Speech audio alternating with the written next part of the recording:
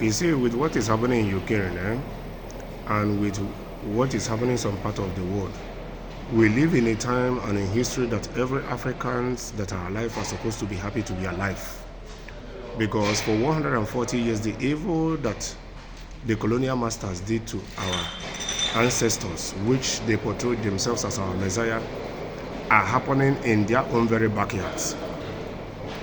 The things they have been doing in Africa for years through the help of the so-called aid they presume they are giving, which are no aids, or through the so-called NGOs they are sending to Africa, which are there on a different mission to achieve their goal of getting the resources in their countries out of those countries. You see, who say that Nemesis does not work? Nemesis is what is happening around Europe at the moment. Yes, because for 140 years, this is what our people have been going through. And you see, it's easier to say that when something is happening somewhere else, you say it does not concern you. And at this very moment, it's happening at their own very backyard, and all of them are panicking. This is exactly what our own people have been living with for years.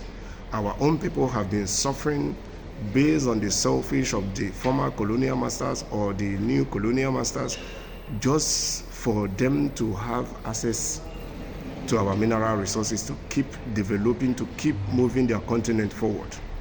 At this point in time, every Africans that are alive are supposed to learn one or two things moving forward, so that when put together, we can better project African continent better on the path of success, for African continent to excel, to African continent to flourish. The blood of our ancestors that they killed for 140 years is calling for vengeance, and that is why you see that what is happening in today's world is happening.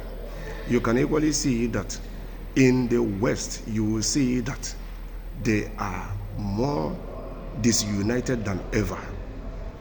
And at this point that they are more disunited than ever is a time for African continent to unite themselves. It's a time for African continent to work stronger. It is a time for more leaders to emerge out of Africa, to embrace the example or to follow the examples of Niger, Burkina Faso, Mali. Even Cote d'Ivoire has asked them to leave. Chad has asked them to leave, because people are beginning to understand. Digital age is helping us to understand and have access to information that were limited to us in the past. So at this point in time, it is either Africa unites itself now, or it might never happen in many more decades to come. If after 140 years we can't set ourselves free, now I don't know when it's going to happen.